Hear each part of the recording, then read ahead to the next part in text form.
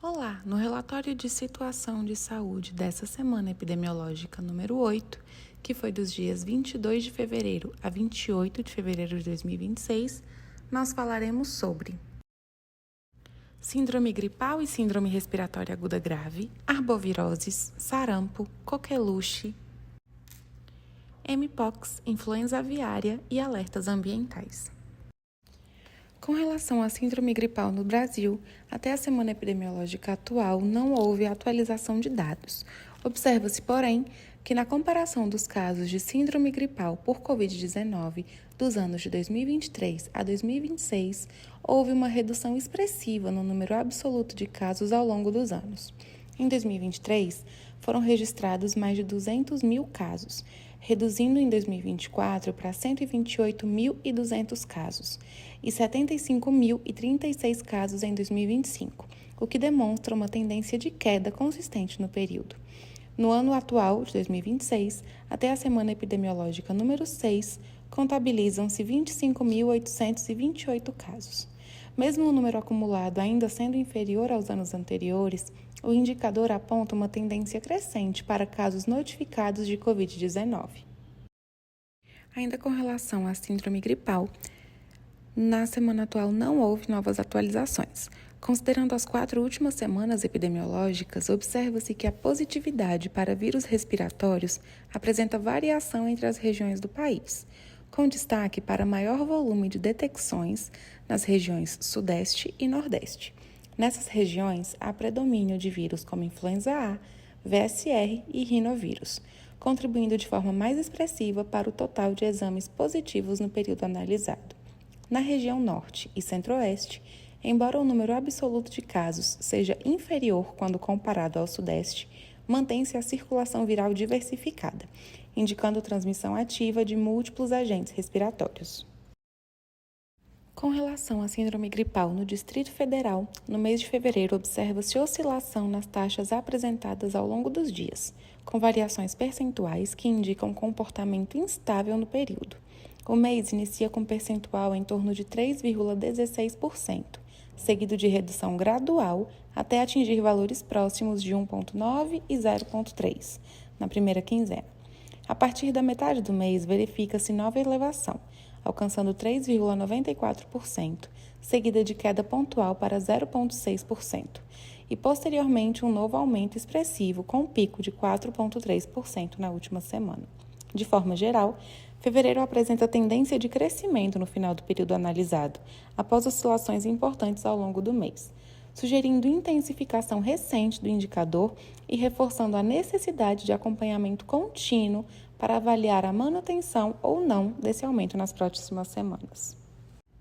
Nas últimas 6 semanas epidemiológicas, a Vigilância Sentinela do Distrito Federal registrou taxa de positividade de 60%, com 138 vírus detectados, em um total de 190 amostras analisadas, evidenciando uma circulação ativa de agentes respiratórios no período. Na semana epidemiológica 7, observa-se predomínio expressivo do rinovírus, com 95 detecções, seguido pelo metapneumovírus, com 36 detecções, e pelo SARS-CoV-2, com 21.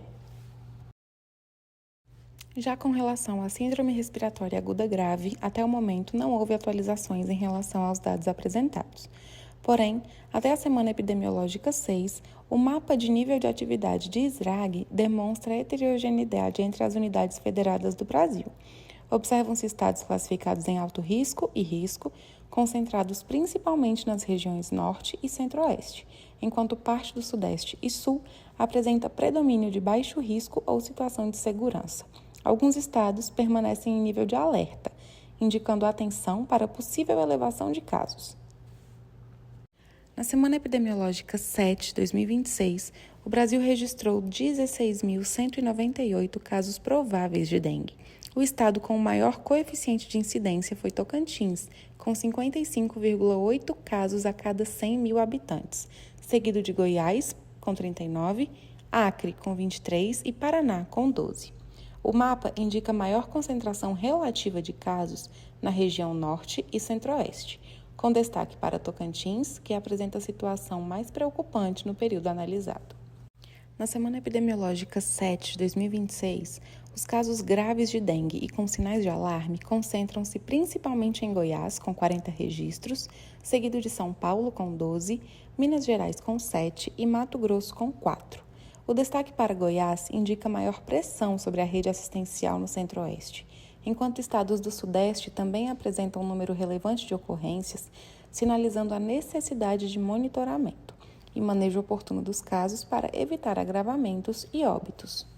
Com relação à chikungunya, até a semana epidemiológica 7, o Brasil já registrou cerca de 6.043 casos prováveis. O maior coeficiente de incidência foi observado em Mato Grosso do Sul, com cerca de 87 casos a cada 100 mil habitantes, seguido por Mato Grosso, com 6, Minas Gerais, com 5, Rondônia, com 4 e Espírito Santo, com 2. Em números absolutos, Goiás e Mato Grosso do Sul concentram a maior quantidade de casos. Até a semana epidemiológica 7, o Brasil registra 3 casos confirmados de febre do oropouche, sem óbitos confirmados nem em investigação.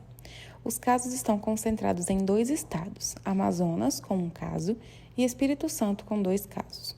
O mapa indica ainda ocorrência pontual, sem ampla disseminação no território nacional até o momento, sugerindo o cenário inicial de baixa magnitude, porém com necessidade de monitoramento. Com relação à situação do sarampo nos Estados Unidos, até o dia 27 de fevereiro de 2026, já são registrados 1.136 casos no país, o que representa um aumento de 14% em relação à semana epidemiológica anterior. O número de casos deste ano já corresponde a aproximadamente 40% dos casos registrados ao longo do ano de 2025. Ainda sobre a situação de sarampo nos Estados Unidos, o surto registrado na Carolina do Sul continua avançando. Até o momento, são 653 casos no estado, o que corresponde a 64% do total de casos do país. Depois da Carolina do Sul, Utah é o estado com maior número de casos, com 149, seguido da Flórida, que na última atualização praticamente dobrou a quantidade de casos, que eram 64 e passou a 107, e Arizona, que agora está com 42 casos. Com relação à situação do sarampo no México, até a semana epidemiológica 8, já foram confirmados 4.966 casos, com um aumento de mais de 100% em relação à semana epidemiológica anterior. Em 2025, o maior número de casos ocorreu em Chihuahua. Já esse ano, em 2026, a maior parte desses casos vem sendo em Jalisco, que sozinho tem 2.938 casos. A Secretaria de Saúde do Distrito Federal confirmou um caso de mpox no Distrito Federal, diagnosticado no mês passado. O paciente recebeu orientações para evitar transmissão do vírus e para controle de sintomas, uma vez que não há ainda tratamento específico para a doença. A Secretaria de Saúde do Paraná também confirmou, nesta quarta-feira, dia 25, o primeiro caso de mpox no estado em 2026. O paciente de nacionalidade paraguaia buscou atendimento no município de Foz do Iguaçu. A Secretaria de Saúde de Minas Gerais informou na quinta-feira, dia 26, a confirmação de 5 casos de mpox no estado de Minas Gerais no ano de 2026. De acordo com a pasta, todos os pacientes apresentaram evolução clínica favorável com desfecho para cura. Não houve registro de óbitos até o momento. Com relação à influenza aviária, no dia 24 de fevereiro, o Serviço Nacional de Saúde e Qualidade Agroalimentar da Argentina confirmou um caso de gripe aviária em ave comercial no município de Ranchos, província de Buenos Aires. O Senasa determinou a interdição imediata do estabelecimento e ainda a ativação da zona de controle sanitário, que abrange uma área de perifoco de 3 km ao redor, com restrições de movimentação e reforço das medidas de biossegurança. Ainda sobre a influenza aviária, o Uruguai declarou emergência sanitária pela doença. O governo do Uruguai declarou emergência sanitária por causa das ocorrências de gripe aviária em aves silvestres nas regiões de Maldonado, Rocha e Canelones.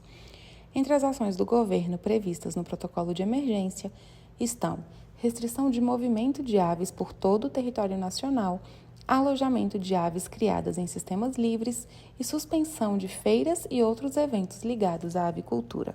Com relação aos alertas ambientais, apresenta-se nível de alerta por estado no Brasil, evidenciando a predominância de alertas classificados como moderado, com 48, e alto, 6.